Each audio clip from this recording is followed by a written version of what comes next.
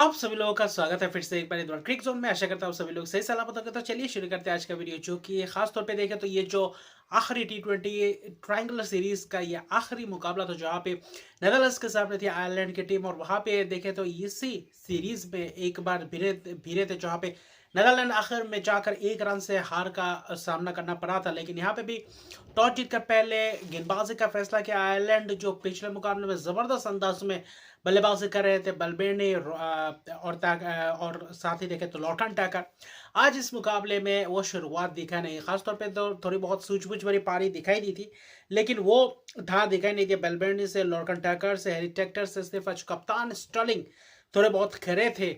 अकेले दूसरे एंड पे 36 रन की पारी खेली, लेकिन फिर भी देखें तो वो थोड़ा बहुत धीमी से शुरुआत थी। 10वें ओवर तक उतना खास रन्स नहीं थे, 57 रन बनाए थे 4 विकेट के नुकसान पे।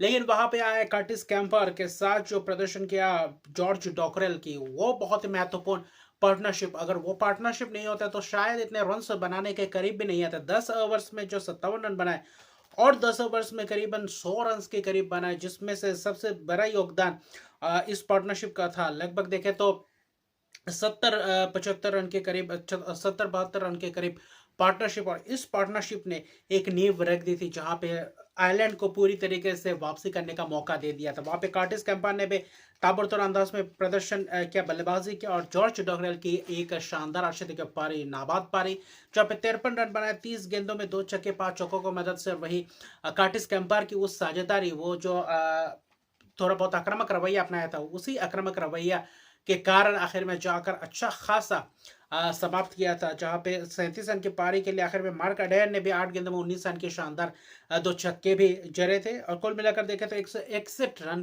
के करीब जाकर पहुंचे, जहां पे 6 विकेट के नुकसान पे। वहां पे लॉगन वैन बिक की भी फिर से एक और बार जबरदस्त गेंदबाजी का मुजाहरा दिखा। टीम प्रिंगल भले ही विकेट्स नहीं चटकाए, बीच में गेंदबाजी भी अच्छी खासी किफायती की। 4 ओवर में 20 रन दिए। वही विवियन किंगमा आज थोड़े बहुत मैं कहूँगा महंगे रहे। और बेस्ट लीड ने भी विकेट टू विकेट गेंदबाजी की, जहाँ पे 2 विकेट से चटकाए थे गुच्छों में, जिसके कारण हालांकि बाद में महंगे भी रहे। वैन मिकर ने भी 2 विकेट चटकाए, लेकिन लोगन वैन बिक 26 रन देकर 2 विकेट, बहुत ही किफायती स्पेल। अगर नेदरलैंड्स के गेंदबाजी की तरफ देखें तो टीम प्रिंगल के साथ उनका ये योगदान अच्छा खासा रहा। लेकिन कैंपर और वही जो डॉकरल की प्रदर्शन और डॉकरल की अर्धशतकीय पारी ने पूरी तरीके से वापसी करवा दी थी आयरलैंड को। और वहां पे था 162 रन का लक्ष्य। ऐसा था कि शायद 162 रन का लक्ष्य नेदरलैंड्स के लिए थोड़ी बहुत चुनौतीपूर्ण हो सकती है, लेकिन नेदरलैंड्स के पास भी बल्लेबाजी क्रम पूरी तरीके से था। जिसमें से बैरी मैककार्थी की अगर बात करें तो अपना 100वां टी20 मुकाबला खेल रहे थे आयरलैंड के तरफ से। ये भी एक अच्छा खासा माइलस्टोन है, जहां पे शुरुआती क्षण में माइकल लेविट और मैक्सो डाउड आज आक्रामक रवैया अपना रहे थे। मैक्सो डाउड इस सीरीज उतना खास घटा नहीं, 30-30 रन के पारी खेले, लेकिन रन बॉल पारी खेली। लेकिन मैक्सो डाउड ने जो आज प्रदर्शन करके दिखाया, मैक्सो डाउड की जबरदस्त प्रदर्शन, उस प्रदर्शन ने थोड़ा बहुत खास तौर पे देखे तो आत्मविश्वास बढ़ाया था बैटिंग लाइनअप में, जहां पे नेदरलैंड्स को उम्मीदें थी कि यह मुकाबला आखिर तक मुकाबले को अर्जित किया जा सकता है। क्योंकि ये ट्राई सीरीज आखिर में देखें तो आयरलैंड ये मुकाबला हारते भी है तो ये सीरीज जीतेंगे, क्योंकि पहले पायदान पे उनका अंक ज्यादा है। लेकिन फिर भी देखें तो यहाँ पे आखिरी जो दोनों टीमों के पास मौका था कि टी20 वर्ल्ड कप में रवाना होने से पहले क्या एक जीत अर्जित करके उस लय को पूरी तरीके से अपने साथ लेकर क्या वर्ल्ड कप के लिए रवाना हो सकते हैं, क्योंकि वहां पे भी वार्म अप मैचेस मिलेंगे। लेकिन वहां पे भी मैक्सो डाउट के आज अलग ही अंदाज में मैक्सो डाउट देखे। माइकल लेविट ने भी अच्छा खासा कोशिश किया, अच्छा खासा 9वें-10वें ओवर तक अच्छा खासा प्रदर्शन था, जहाँ पे 67 रन की सलामी पारी की सलामी जोड़ी की पार्टनरशिप थी, बहुत ही महत्वपूर्ण पार्टनरशिप। फिर मैक्सो डाउड ने उस पारी को संभाला, और मैक्सो डाउड के साथ बिक्रमजीत सिंह भी अच्छी खासा डटे रहे। तेज गेंदबाज स्पिनर्सों को भी थोड़ी बहुत आरे हाथों लिया था, जिसमें से 39 रन लेविड ने किए। आखिर में गैरेथ दिलैनी ने चलता किया और कुछ कैचेस भी छूटते हुए दिखाई दिए। आज कुछ आसान से कैचेस भी छूटे, जिसके कारण थोड़ा बहुत तो मौका मिला नेदरलैंड्स के बल्लेबाजों को। लेकिन मैक्सो डाउट की जो प्रदर्शन थी तो थोड़ा बहुत अलग सा माहौल बना दिया था। 41 गेंदों में 60 रन की पारी, जिसमें से एक पार्टनरशिप विकेट गिरने के बाद अर्धशतकीय पार्टनरशिप फिर से एक और बार दिखाई दिया, यानी कि 2 अर्धशतकीय पार्टनरशिप लगातार देखने को मिले। ऐसा लग रहा था कि शायद ये मुकाबला आराम से जीत जाएंगे। और आखिरी 5 ओवर में करीबन करीबन अगर आप देखें तो ज़्यादा रन्स चाहिए नहीं थे, 40-42 रन्स के करीब ही रन्स चाहिए थे और हाथ में 8 विकेट्स थे।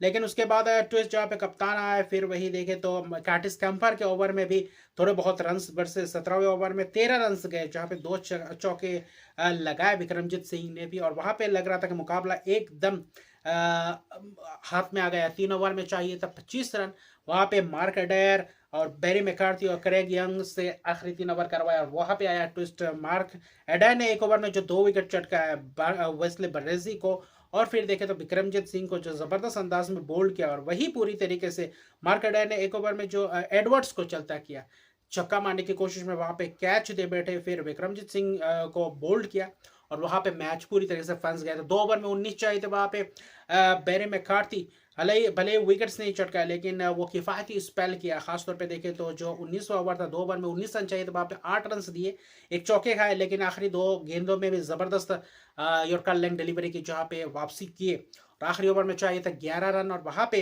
क्रेग यॉन्ग की जबरदस्त एक्सपीरियंस दिखाई दिया, जहाँ पे बास्टे लीड जैसे बल्लेबाज थे, लोगन वैन बिग भी थे, आए थे छक्का मारने की कोशिश करने को, और लेकिन वहां पे देखे तो बर्रेसी के विकेट गिरने के बाद जो क्रेग यंग ने लिया, वहां पे 3 गेंद में 8 रन थोड़ा बहुत मुश्किल था, लेकिन फिर भी नामुमकिन नहीं था। वहां पे वैन बिग ने सिंगल लिया, फिर 2 में 7 चाहिए था, और वहां पे 2 रन लिए आखिरी गेंद में 5 रन, जिसमें से छक्के मारने से जीत जाते और 4 से ड्रॉ यानी कि सुपर ओवर की तरफ जाते। लेकिन वहां पे आया क्या जबरदस्त अंदाज में यॉर्कर लेग डिलीवरी, सिर्फ सिंगल लाया, और यहाँ से जो मैच जीत के कगार पे था। अगर नेदरलैंड्स की बात करें तो एकदम जीत उनके पास ही था, लेकिन आखिर में जाते जाते आयरलैंड ने वो वापसी करवाई, जो फिर से एक और बार 3 रन से, महज 3 रन से मुकाबला जीता। खासतौर पे 5 विकेट गए, 158 रन बनाए, लेकिन वहां पे जो स्कॉट एडवर्ड्स आए थे थोड़ा और तेजी प्रदान करते तो शायद इस मुकाबले में नेदरलैंड्स पकड़ बनाए रखती, और नेदरलैंड्स को यही देखना पड़ेगा कि T20 वर्ल्ड कप में कैसा प्रदर्शन करे, जहां पे ये है यही छोटी छोटी चीजों को आप पूरी तरीके से